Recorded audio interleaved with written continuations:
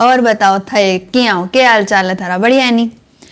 थे काल हरी क्लास देखी बढ़िया ही ना एकदम खतरनाक। आज ना एकदम भी सही खतरनाक वाली लेवल पर आपा चार छा। रोजीना 9 बजे क्लास आवे यूट्यूब पे मित्राध्याय 30 डेज रेगुलर सीरीज सेमेस्टर 5वीं और बहुत इंपॉर्टेंट क्लास है। तो आज आपा यूनिट 3 का 3 विचारक होब्स, लोक और रूसो जैसे बड़ा बड़ा थिंकर्स के बारे में एकदम आसानी से समझा।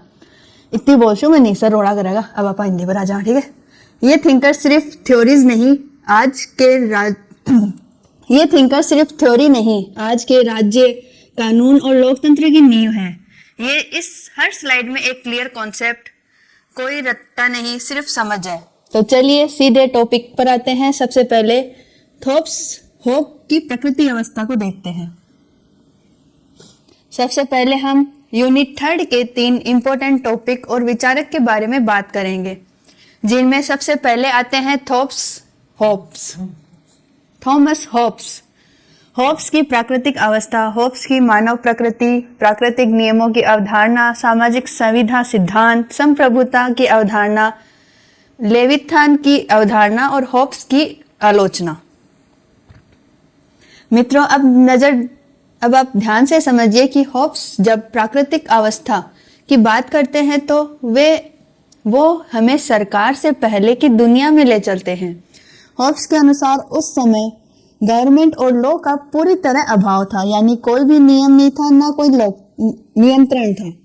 इस अवस्था को होब्स ने कहा है war of all against all, मतलब सभी के विरुद्ध सभी का युद्ध।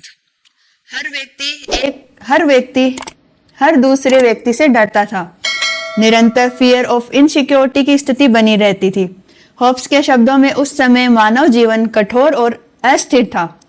व्यक्ति पूरी तरह फ्री तो था, लेकिन पूरी तरह अनसेफ भी। इस अवस्था में जस्टिस और इनजस्टिस की कोई अवधारणा नहीं थी। किसी भी प्रकार के प्रॉपर्टी पर अस्तित्व नहीं था। होब्स मानते थे कि सभी लोग इक्वल थे और यही समानता संघर्ष का कारण बनी। इसलिए इस अवस्था में पीस का पूर्ण अभाव था और यहीं से होब्स एक निष्कर्ष पर निकलता है कि मानव को इस भयंकर स्थिति से बचने के लिए स्टेट की आवश्यकता पड़ी। यानी सरल शब्दों में कहे तो होब्स की प्राकृतिक अवस्था राज्य की जरूरत को साबित करने का आधार है।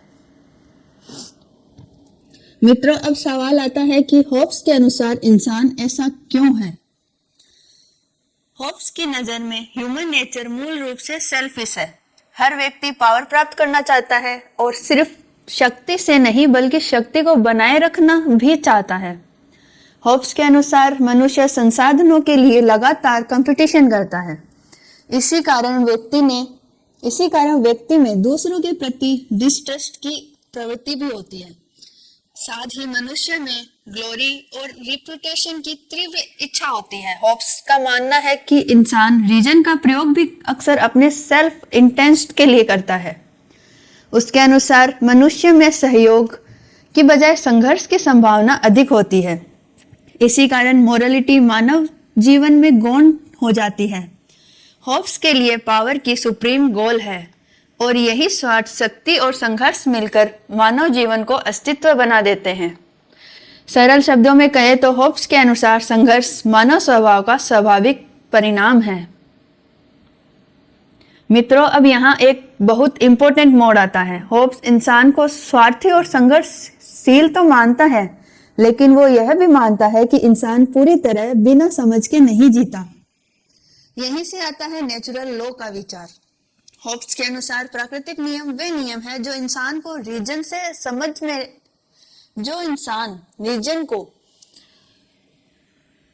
तर्क से समझ लेता है। इस नियम को सबसे पहला उद्देश्य है सर्च फॉर पीस। होब्स साफ कहते हैं कि युद्ध को हमेशा अंतिम विकल्प के रूप में अपनाना चाहिए। प्राकृतिक नियमों में एक बहुत बड़ा नियम है अधिकारों का त्याग, मतलब हर व्यक्ति अपनी पूरी स्वतंत्रता छोड़ने को तैयार हो ताकि शांति संभव हो सके। होब्स के अनुसार संविधा का पालन एक अनिवार्य नियम है। यहीं से जस्टिस की अवधारणा जन्म लेती है। साथ ही प्राकृतिक नियम ग्रेटिट्यूड और कोऑपरेशन पर भी जोर देते हैं। इन नियमों का मूल उद्देश्य है स्टेबल एस्टैब्लिशमेंट ऑफ पीस यानी शांति की स्थापना।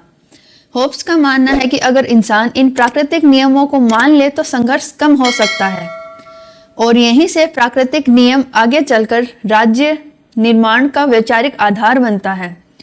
इजी वे में कहें तो प्राकृतिक नियम होब्स के यहाँ अराजकता से व्यवस्था की ओर ले जाने वाला पुल है। मित्रों, अब हम आते हैं होब्स के पूरे विचार का कोर पॉइंट पर। होब्स कहता है कि प्राकृतिक अवस्था से बाहर निकलने का एक ही रास्ता है, वो है सोशल कॉन्टैक्ट। यह संविधा सरकार और जनता के बीच नहीं बल्कि अमंग इंडिविजुअल होता है। हर व्यक्ति आपस में यह तय करता है कि हम अपने सभी अधिकारों को एक संप्रभु को सौंप देंगे।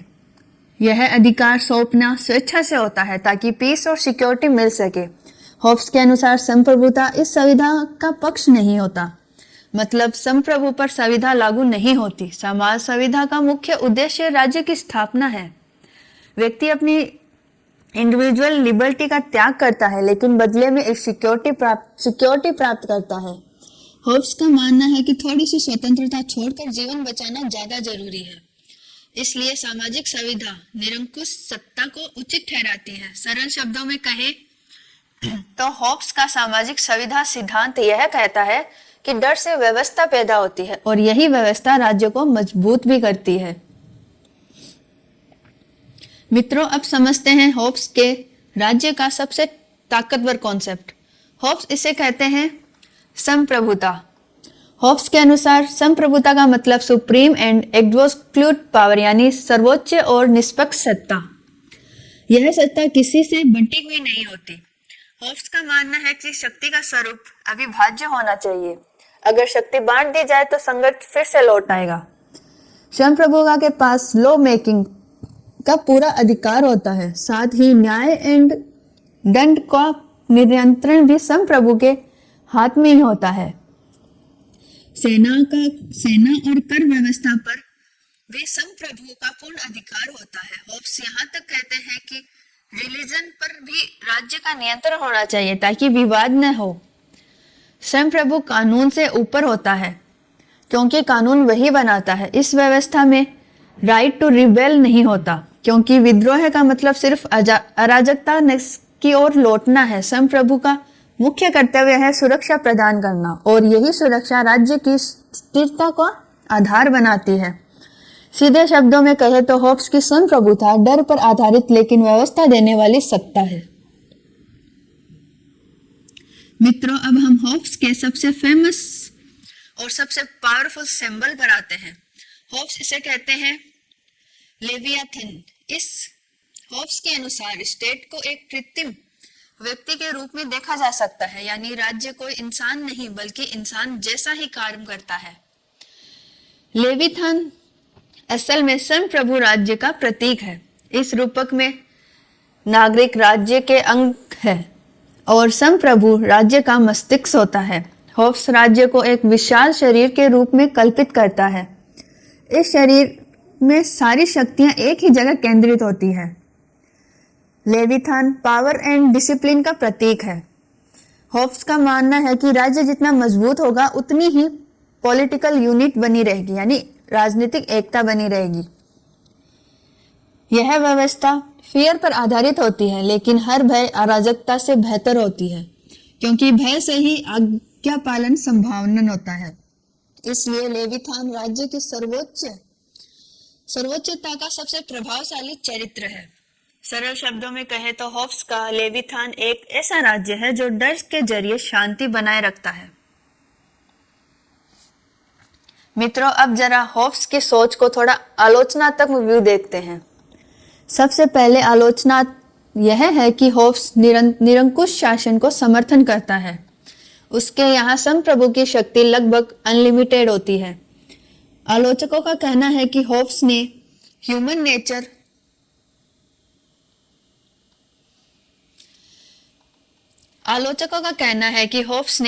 नेचर को बहुत नकारात्मक रूप से प्रस्तुत किया है। हर व्यक्ति को स्वार्थी और हिंसक बनाना व्यवहारिक नहीं लगता। होब्स ने इंडिविजुअल लिबर्टी को काफी हद तक नजरअंदाज किया है। इसके सिद्धांत में राइट टू रिबेल पूरी तरह अस्वीकार कर दिया गया है, जो डेमोक्रेसी वैल्यू के विपरीत माना जाता है। आलोचकों का यह भी कहना है कि होब्स के विचारों में हिस्टोरिकल एविडेंस की कमी है। उसका पूरा सिद्धांत अधिकतर भय पर आधारित है और मोरालिटी को गौण स्थान दिया गया है। आधुनिक समय में ह्यूमन राइट्स के संदर्भ में होब्स की सोच काफी असंगत लगती है। इसलिए कहा जा सकता है कि होब्स ने राज्य को मजबूत तो बनाया, लेकिन व्यक्ति को कमजोर कर दिया। फिर भी इतना जरूर है कि होब्स ने राज्य की आवश्यकता को सबसे पहले स्पष्ट रूप से समझाया। अब यूनिट 3 का एक और इम्पोर्टेंट विचारक जो है जॉन लॉक। जॉन लॉक की प्राकृतिक अवस्था, प्राकृतिक अधिकारों की अवधारणा, संपत्ति का सिद्धांत, सामाजिक संविधा सिद्धांत, सीमित सरकार की अवधारणा, शक्तियों का पृथक्करण और विद्रोह का अधिकार। मित्रों, अब हम थॉमस होब्स से आगे बढ़कर जॉन लॉक की सोच को समझते हैं। लॉक के अनुसार प्राकृतिक अवस्था अशांत नहीं बल्कि काफी हद तक पीसफुल एंड ऑर्डरेट थी। इस अवस्था में नेचर लॉ का अस्तित्व माना जाता है, यानी बिना सरकार के कुछ भी काम कर सकते हैं। इस अवस्था लिबर्टी एंड इक्वलिटी पर आधारित थी। हर व्यक्ति स्वतंत्र भी था और दूसरे के बराबर भी। लॉक के अनुसार न्याय के लिए कोई राज्य नहीं बल्कि निजी व्यवस्था थी, यानी लोग खुद गलत और सही का फैसला कर सकते थे।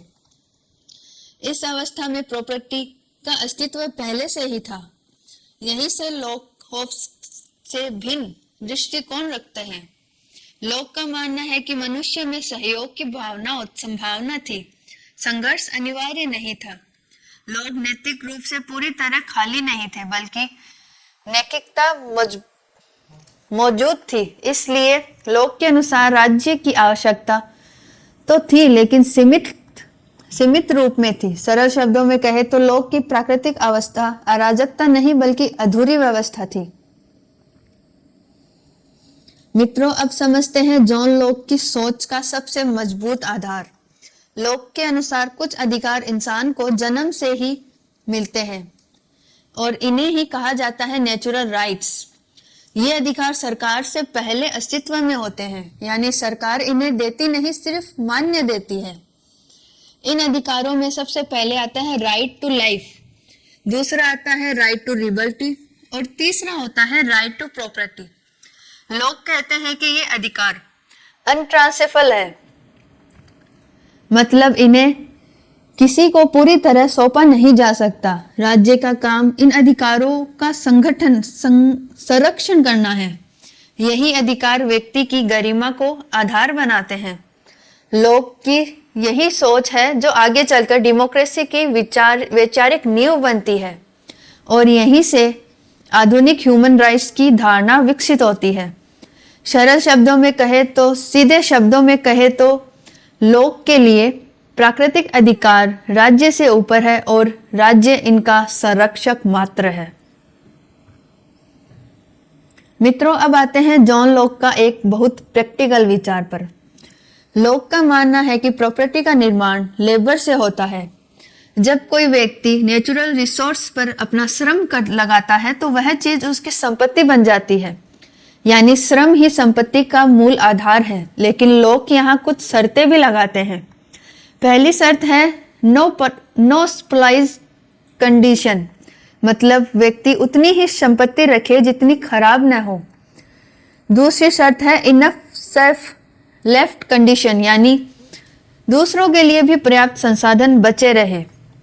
लोग का मानना है कि जब धन का आगमन हुआ तो सीमाएं धीरे धीरे कमजोर पड़ गई और यहीं से अधिकार असमानता की ओर शुरुआत करने लगा।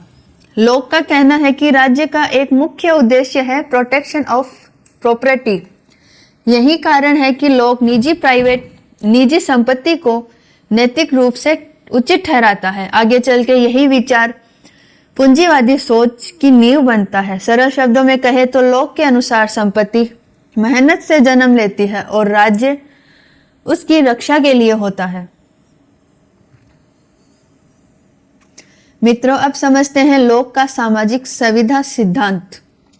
लोक के अनुसार सामाजिक संविधा का मुख्य उद्देश्य अधिकारों की सुरक्षा।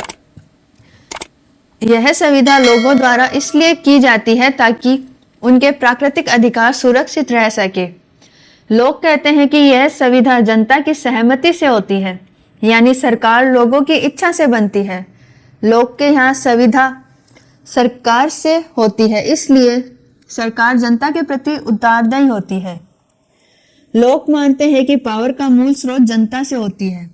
राज्य का मुख्य उद्देश्य सिक्योरिटी प्रदान करना है, साथ ही लीगल सिस्टम की स्थापना करना ताकि कॉमन गुड का संरक्षण हो सके।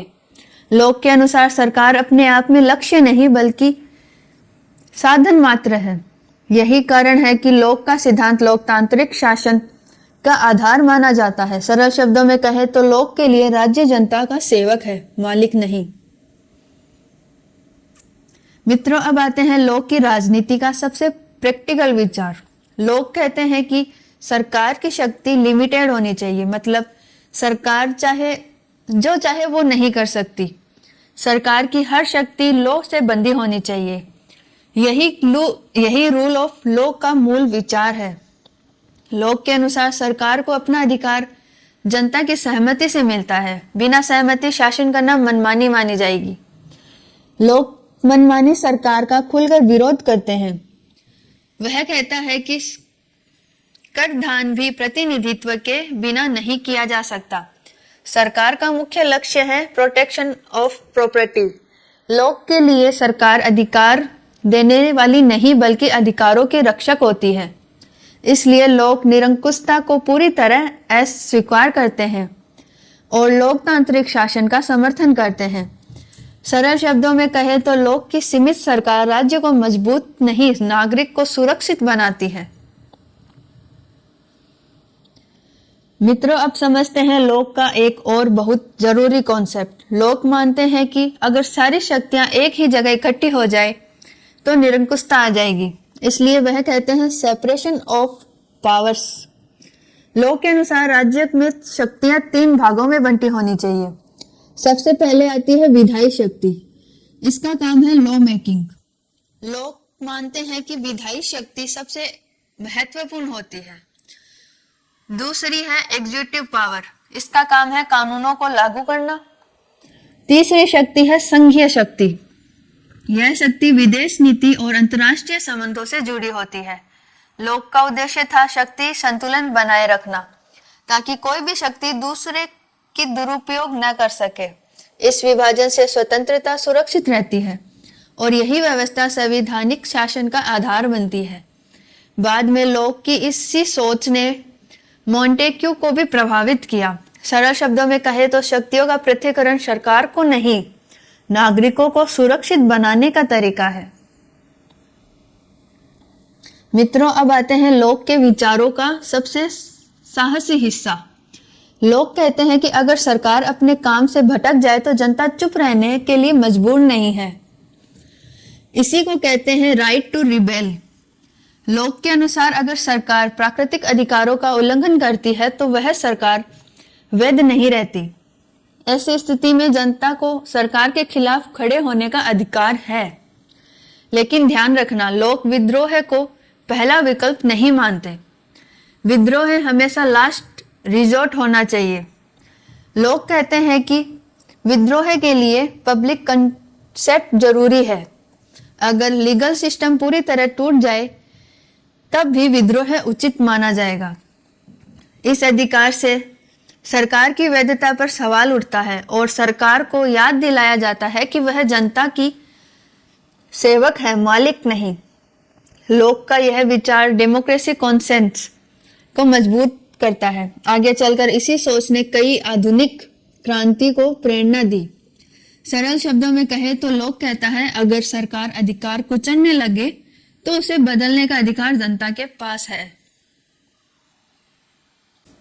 अब यूनिट 3 के ही एक और इम्पोर्टेंट विचारक जीन जॉक रूसो की प्राकृतिक अवस्था, असमानता की उत्पत्ति, सामान्य इच्छा की अवधारणा, सामाजिक संविधा सिद्धांत, लोकतंत्र की अवधारणा, स्वतंत्रता की अवधारणा और रूसो की आलोचना। मित्रों, अब हम आते हैं एक ऐसे विचारक पर जो इंसान को जन्म से बुरा नहीं बल्कि अच्छा मानते हैं, जो है जीन जॉक रूसो। रूसो के अनुसार प्राकृतिक अवस्था में मानव स्वभाव मूलतः अच्छा होता है। उस समय इंसान शांतिपूर्ण और सरल जीवन जीता था।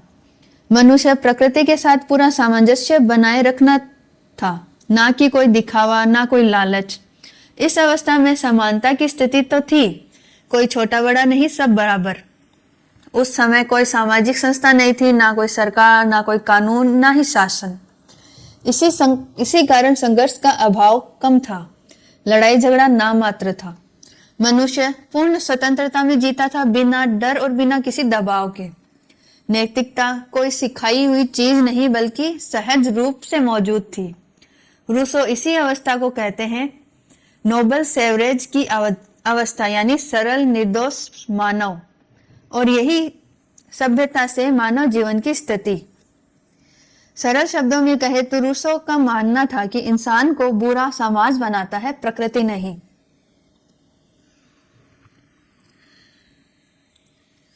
असमानता की उत्पत्ति। मित्रों, रूसो का कहना है कि शुरुआत में प्राकृतिक असमानता बहुत कम थी, लगभग न के बराबर। इसलिए असली समस्या तब शुरू हुई जब प्राइवेट प्रॉपर्टी, जैसे ही किसी ने कहा यह जमीन मेरी है, वहीं से असमानता की शुरुआत हुई। निजी संपत्ति ने समाज में विभाजन पैदा किया। फिर बना अमीर और गरीब का अंतर। बात यही नहीं रुकी, बाद में कानून। लेकिन रूसो कहते हैं कि यह कानून अक्सर अमीरों के हित में बना रहा, यानी सरकार धीरे धीरे शक्तिशाली लोगों की रक्षक बनी रही। इस पूरी प्रक्रिया में सामाजिक संस्थाएं ने भी असमानता को बढ़ाने में पूरी भूमिका निभाई। रूसो साफ कहते हैं कि ये असमानता प्राकृतिक नहीं बल्कि आर्टिफिशियल प्रोसेस है। यही कारण है कि समाज में शोषण की शुरुआत हुई, और इसीलिए रूसो मांग करते हैं समानता की पुनर्स्थापना, ताकि समाज फिर से न्यायपूर्ण बना रहे।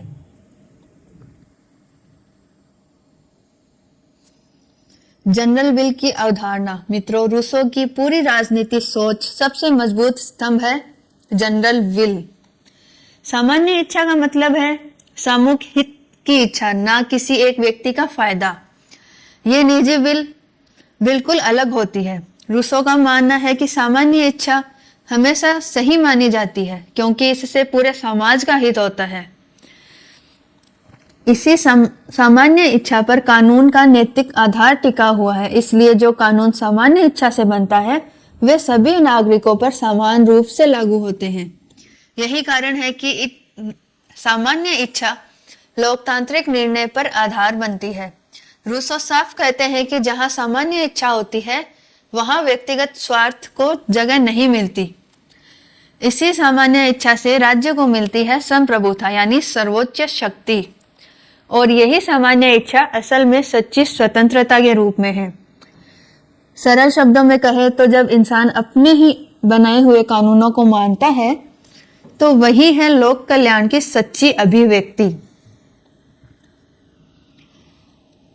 Social concept theory. मित्रों, अब हम पहुंचते हैं रूसो की सोच के केंद्र बिंदु पर, सामाजिक संविधा सिद्धांत।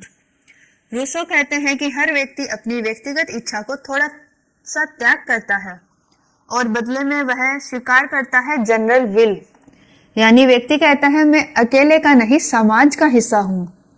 इस संविधा में संप्रभुता जनता में निहित होती है, किसी राजा या शासक के में नहीं। सरकार यहाँ सिर्फ कार्यकारी संस्था होती है, मालिक नहीं। लोग अपने ही बनाए कानूनों के अधीन जीते हैं। इसी को रूसो सच्ची आजादी मानते हैं। इस प्रक्रिया में समाज में समानता की स्थापना होती है। रूसो का उद्देश्य है एक न्यायपूर्ण राजनीति व्यवस्था का निर्माण। यह संविधा सिर्फ कानून नहीं बल्कि नैतिक शक्ति का रूप ले लेती है। इसी विचार से जन्म लेता है लोक कल्याण का वैचारिक अधिकार। और अंत में रूसो का मानना है कि इस संविधा में राज्य और नागरिक अलग नहीं बल्कि एक ही इकाई में बने रहते हैं। डेमोक्रेसी की अवधारणा। मित्रों, अब लोकतंत्र की बात करते हैं तो वह रूसो कहता है कि वह प्रत्यक्ष लोकतंत्र का समर्थक करता है, यानी जनता खुद निर्णय ले, बीच में कोई प्रतिनिधि नहीं। रूसो चाहता है कि नागरिकों को सीधी भागीदारी हो कानून बनाने में। उसके अनुसार जब लोग खुद कानून बनाते हैं तभी वे सच्चे अर्थों में स्वतंत्र होते हैं। इसी कारण रूसो प्रतिनिधित्व लोकतंत्र की आलोचना करते हैं। उनका मानना है कि प्रतिनिधि अक्सर जनता की जगह अपना हित देखने लगते हैं। रूसो सामूहिक निर्णय प्रणाली पर जोर देते हैं जहां निर्णय सब मिलकर ले। इसलिए वह लोक कल्याण लोकतांत्रिक सगुणों का विकास जरूर मानते हैं। रूसो कहते हैं वह व्यवस्था छोटे राज्यों के लिए ज्यादा उपयुक्त होती है। यहीं से निकलती है जन संप्रभुता की अवधारणा और इसी लोकतंत्र के लिए वह राजनीतिक शिक्षा को बहुत जरूरी मानते हैं। सरल शब्दों में कहे तो रूसो का लोकतंत्र सिर्फ वोट देने तक सीमित नहीं बल्कि सक्रिय नागरिकता का नाम है। लिबर्टी की अवधारणा मित्रों, रूसो के अनुसार स्वतंत्रता सिर्फ जो मन में आए वो काम करना नहीं। सबसे पहले वह बात करता है प्राकृतिक स्वतंत्रता की। ये वह स्वतंत्रता है जो मानव को प्राकृतिक अवस्था में मिली थी बिना किसी नियम के, लेकिन समाज बनने के बाद वह स्वतंत्रता का पूरा रूप नहीं ले पाती। इसलिए आता है सोशल लिबर्टी जो कानून पर आधारित होता है। रूसो कहता है जनरल विल से बने हो तो वे स्वतंत्रता को नष्ट कर देते हैं। इसके बाद आती है सबसे ऊंची स्वतंत्रता, मोरल लिबर्टी। यह वह व्यवस्था है जहां व्यक्ति अपने ऊपर आत्म नियम लागू करता है, यानी इंसान अपने स्वार्थ से ऊपर उठकर समाज के हित में निर्णय लेता है। रूसो साफ कहता है कि जनरल विल का पालन करना ही असली आजादी है। यह स्वतंत्रता स्वार्थ से मुक्ति देती है और इसी को कहते हैं सच्ची स्वतंत्रता की परिभाषा।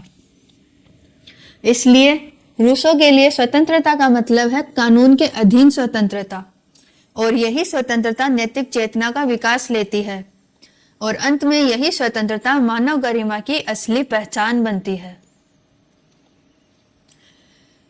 रूसो की आलोचना।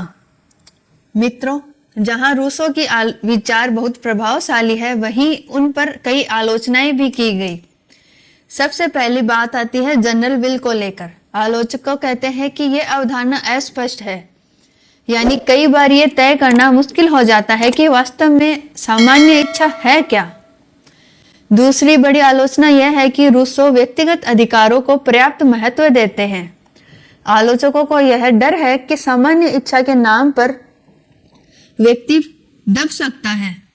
इसके अलावा रूसो का प्रत्यक्ष लोकतंत्र आधुनिक बड़े राज्यों में अव्यावहारिक माना जाता है।